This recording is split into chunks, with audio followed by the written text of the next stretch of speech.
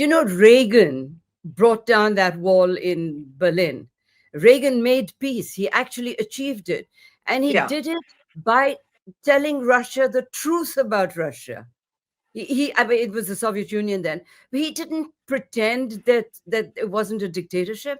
So, in my view, Trump hasn't understood. He doesn't. I don't think that he has the ability to understand geopolitics in a really sincere way. Because I mean, in a studied, intelligent way. Because he thinks that in Bangladesh they've elected a communist.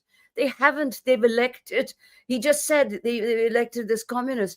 They've elected Islamists. Look, I think the same President Reagan also ended the Cold War in a different way. And President Trump is trying to end this Cold War 2 or whatever you may call it, whether he achieves it or doesn't achieve it. But I think he is forcing the Europeans to think about a normalcy in the relations in Europe. And I think that it is important for Europe because otherwise Europe is putting itself into a position of strategic irrelevance. If they don't see the writing on the wall and recognize that they have to have peace in Europe and they cannot send troops there to fight the Russian troops, which would be really, reigniting Third World War.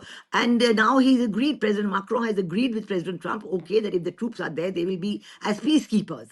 So we are trying to solve every inch of the way, every objection that the Europeans are showing, every opposition that they've been showing to President Trump, he's trying to bring them down to a meeting point so that, as he says, in a week's time, Zelensky will be there and an agreement will be signed, formally ending the war. I think one has to look at it in a bigger way because one has to also realize that part of the reason why the whole imbroglio in Ukraine started was this agreement between the State Department and the Ukrainian government in November 2021, which actually talked about taking on Russia together and achieving what America was looking for in Europe to end Putin's Yeah.